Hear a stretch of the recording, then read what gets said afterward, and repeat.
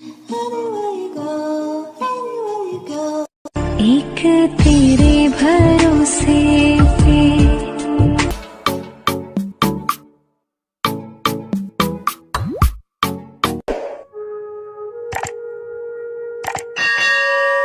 Hello guys, welcome back to my channel. Ram Ram ji, आप सबका स्वागत है मेरे यूट्यूब चैनल पे। और कैसे हो? खुश रहो, मस्त रहो, मेरे ब्लॉग एंजॉय करते रहो। और यहाँ मॉर्निंग का टाइम है, आप देख सकते हो। मैं थोड़ा बाहर धो देती हूँ, मतलब कभी कभी धोती हूँ, हफ्ता 2 हफ्ता बाद जो है यहाँ पे अच्छे से पानी वानी डाल के अच्छे से साफ़ करके धो देती हूँ। क्लीन रहता है तो सही लगता है। और मौसम बहुत ही ज़्यादा स्वेटिंग वाला हो रहा है, बहुत ही ज़्यादा गर्मी वाला हो रहा है। और आप लोगों की तरफ कैसा मौसम है मुझे ज़रूर कमेंट सेक्शन में बताइएगा। और बहुत सारी बातें आप लोग से करनी है दिल की अपनी, तो लास्ट आज करूँगी आपसे काफ़ी सारी बातें। तो प्लीज़ वीडियो पूरा देखिएगा और लास्ट तक देखिएगा। मैं कुछ अपने दिल की बातें जो है वो कहने वाली थी।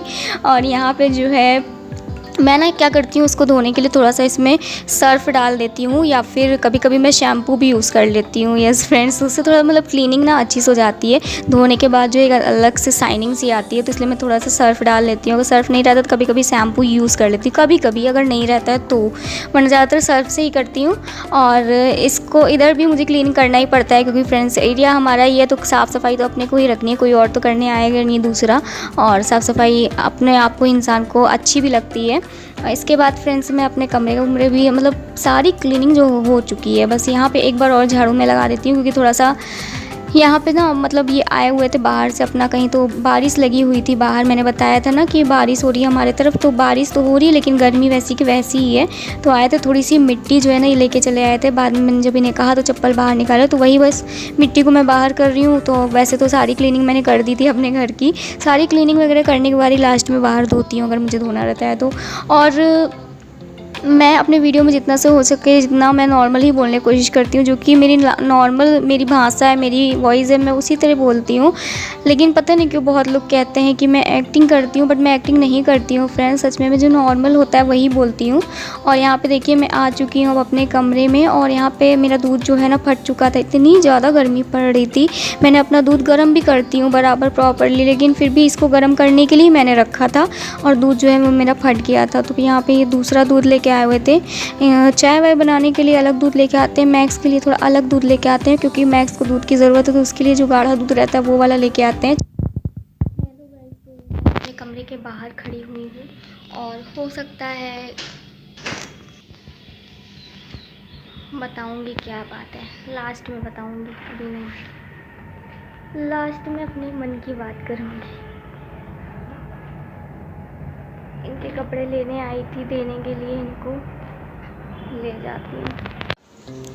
तो गाइस यहाँ पे जो है मैं बैठ गई हूँ थोड़ा सा रेस्ट करने के लिए। आप देख सकते हो जैसे कि मैं थोड़ा देर रेस्ट जो है वो करती हूँ। खाना वाना मेरा चढ़ गया है, बन गया है, मतलब कि दाल चावल ही बनानी थी मॉर्निंग में, तो इसलिए ज़्यादा कोई उतना लोड नहीं है खाना बनाने का, तो वो चीज़ जो है मेरी बन गई। और देखो मैक्स जो है यहाँ बैठा हुआ है, और मैं इसके पास आके बैठ गई हूँ खेलने के लिए, लेकिन खेल नहीं रहा है मुझसे, तो मैं आपको दिखा रही थी। उधर मेरे हस्बैंड जी बैठे हैं, आपको दिखे होंगे। और चलिए चल के खाना देखते हैं बना है कि नहीं। तो देखिए हमारा खाना जो है बन चुका है, दाल और चावल है, और ज़्यादा कुछ भी नहीं है। और ये जो है कल का छोला हमने बनाया था वो बचा हुआ है। और यहाँ पे मैंने दही ले ली है, जो कि फट गई थी, मैंने बताया था फ्रेंड्स।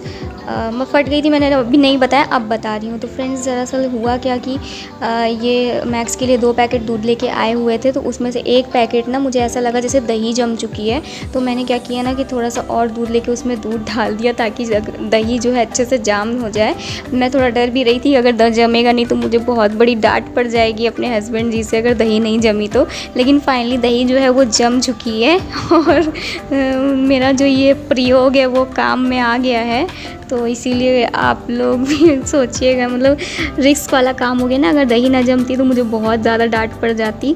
तो इसीलिए मैं थोड़ा डर भी रही थी, और मैंने सोचा था अगर नहीं जमेगी तो मैं इनको नहीं बताऊँगी कि मैंने दूध डाल दिया था जो जामन था उसमें। और यहाँ पे देखिए मम्मी है नहीं, तो कमरे में ताला लगा हुआ है। और यहाँ मैक्स का खाना मैं बना रही हूँ, रोटी और दूध। उसका खाना जो है उसको पूरा सान के चाहिए होता है, ऐसे खड़ा खड़ा रोटी नहीं खाता है। तो अच्छे से इसको सान दूँगी दूध के साथ, और इसके बाद मैक्स को दे दूँगी खाने के लिए।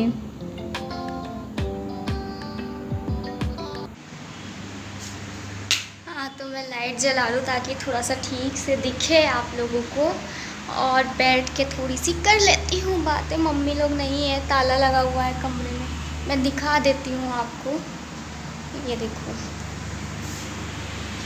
मम्मी पापा गए हैं बाहर कहीं पे, और पापा मेरे कल चले जाएंगे। और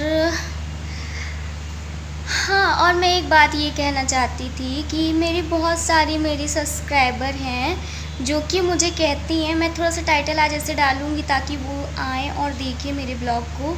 तो मैं जो दिल की बात है ना वो मैं कहना चाहती हूँ, तो आप लोग सुन लीजिएगा प्लीज़ और फिर फ़ैसला करिएगा। मैं ये कहना चाहती हूँ, बहुत लोग मुझे कमेंट सेक्शन में मैसेज करते हैं कि मैं जो हूँ ना वो मतलब कि ओवर एक्ट करती हूँ।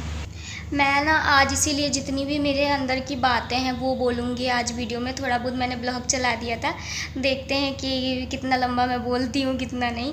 हाँ, तो मैं कह रही थी बहुत लोग कहते हैं कि मैं ओवर एक्ट करती हूँ, लेकिन ऐसा बिल्कुल नहीं है कि मैं ओवर एक्ट करती हूँ। मुझे अपने खुद को नहीं लगता कि मैं ओवर एक्टिंग करती हूँ। जो रियल रहता है मैं वही बोलती हूँ।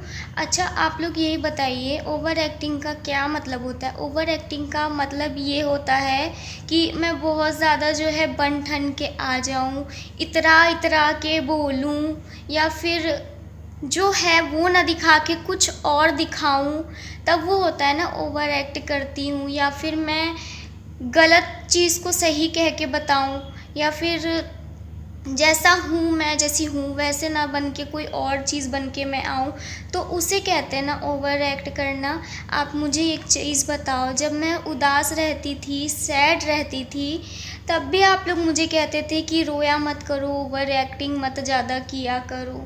और जब मैंने कोशिश की कि मैं खुश रहती हूँ, हंसते रहती हूँ, खेलती रहती हूँ, चलो अच्छा लगेगा आप लोग को, तो मैं अब हंसते हुए आती हूँ। और जैसे मैं नॉर्मली बातें करती हूँ घर में सबसे, या फिर अपने स्कूल टाइम में जैसे बातें करती थी अपने फ्रेंड्स वगैरह से, तो उस तरह से मैं आप लोगों से बातें करती हूँ उस तरह से। तो भी आप लोग मुझे कहते हो कि मैं ओवर एक्ट करती हूँ।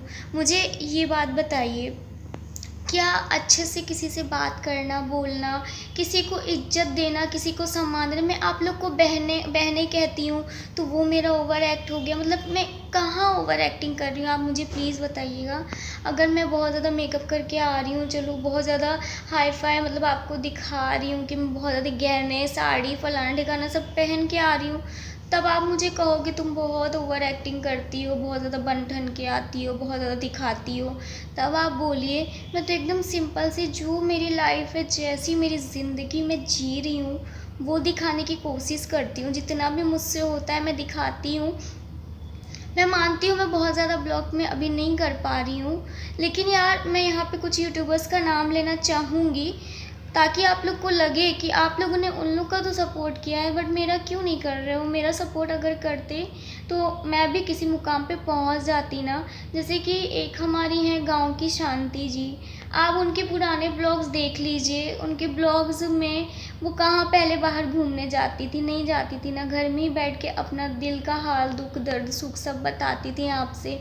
तो आप लोगों ने उनको सराहा, उनको आगे बढ़ाया, तब ना वो इतना घूमने फिरने जाने लगी। इसके बाद हैं राधिका रियल ब्लॉग्स जी, उनके भी ब्लॉग्स जो हैं पहले घर के ही आते थे। धीरे धीरे जब वो प्रोग्रेस हुई तब उन्होंने जो है बाहर का भी व्यूज़ दिखाना शुरू करा आप लोगों को।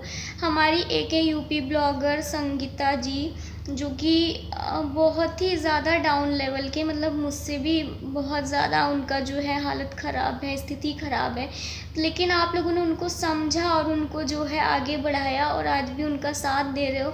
और लेकिन मेरे ही साथ ऐसा क्यों हो रहा है कि मतलब मुझे कोई कुछ भी सुना के चला जाता है, कुछ भी कह के चला जाता है, मेरी प्रॉब्लम्स कोई नहीं समझता है। और आजकल तो यूट्यूब पे ऐसा चल गया है कि यूट्यूब भी नहीं देखता है कि किसी हेल्प की ज़रूरत है, किसी नहीं ज़रूरत है। आजकल इतना बुरा मतलब यूट्यूब पे माहौल चल गया है कि मैं बता नहीं सकती हूँ। मैंने एक वीडियो देखा था जिसमें कि लोग जो है भाग के शादियाँ कर लेते हैं। पहले तो माँ बाप को कष्ट देते हैं, दुख देते हैं, और इसके बाद चैनल खोल के बैठ जाते हैं कि कमाई यहाँ से हो जाएगी, घर हमारा चैनल खोल के चल जाएगा। मतलब वो लोग क्या दिखाते हैं, क्या सिखाते हैं। बाल विवाह को वो लोग जो है बढ़ावा देते हैं, कितना गलत बात है ना। यूट्यूब को ऐसे चैनल नहीं प्रमोट करने चाहिए। ऐसे चैनलों की वजह से जो हम लोग का चैनल होता है ना, जो लिस्ट में होता है वो एकदम नीचे चला जा रहा है। लोग यही सब देख रहे हैं। ये सब देख के हमारे बच्चे क्या सीखेंगे, आप लोग बताइए। हमारी जो आने वाली नई पीढ़ी है वो क्या सीखेगी? जो देखेगी वही सीखेगी ना फ्रेंड्स। पता नहीं क्यों ऐसे ऐसे चैनल जो है लोग प्रमोट कर रहे हैं। और आज भी ऐसे ऐसे ब्लॉग्स जो है ज़्यादा लोग देखना पसंद करते हैं जिसमें कि कपल्स का होता है, कपल्स वगैरह होते हैं, वो लोग देखना ज़्यादा पसंद करते हैं। नहीं होते हैं हर कपल्स एक जैसे, मतलब कि हस्बैंड मेरे भी हैं, ऐसी बात नहीं है, लेकिन मेरे हस्बैंड उतना खुल के कैमरे के सामने नहीं आते हैं। और एक सभ्यता, एक मैनर्स होती है, ये हमारे में बिल्कुल भी नहीं कहा जाता है कि सोशल मीडिया पे आपके बड़े बूढ़े बुज़ुर्ग सब देख रहे हैं और हस्बैंड वाइफ इस तरह से साथ में बिहेव कर रहे हैं, साथ में रह रहे हैं।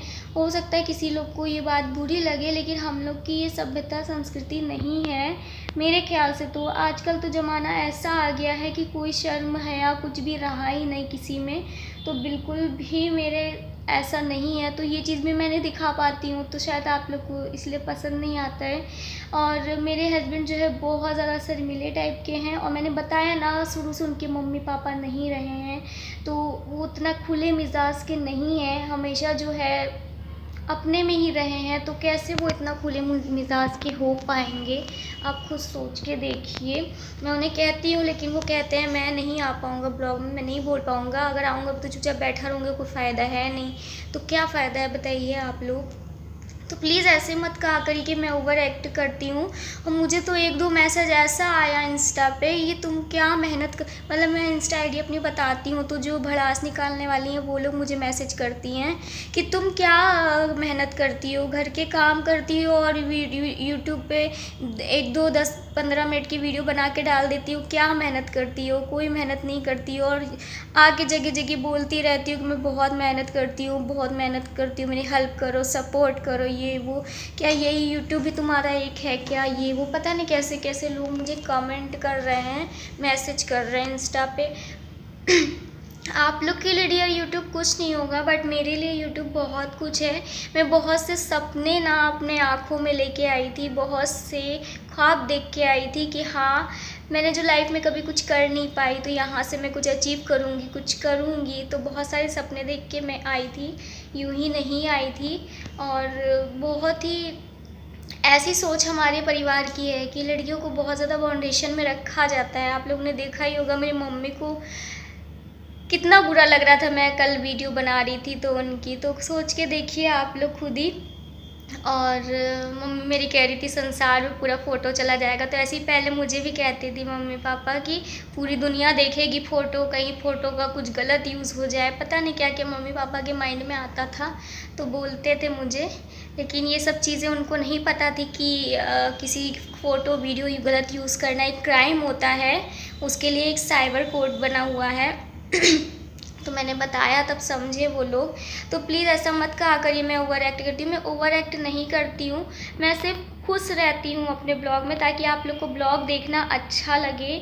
खुश रहने की कोशिश करती हूँ, खुशी से बातें करती हूँ आपसे, और कुछ भी नहीं करती हूँ। और कौन सा ओवर एक्ट करती हूँ मैं? तो कोई अब तो इंग्लिश भी ज़्यादा नहीं बोलती हूँ, जितना जो भी बोलती हूँ अपना ही बोलती हूँ, ओवर एक्ट बिल्कुल भी नहीं करती हूँ। फ्रेंड्स प्लीज़ ऐसे मत कहिएगा। चलिए आगे देखते हैं अब क्या ब्लॉग बनाऊँगी, ज़्यादा नहीं बोलूँगी, जो दिल में था मैं बोल डाली। अब आप लोग फैसला करिएगा मैं कहाँ गलत हूँ यार।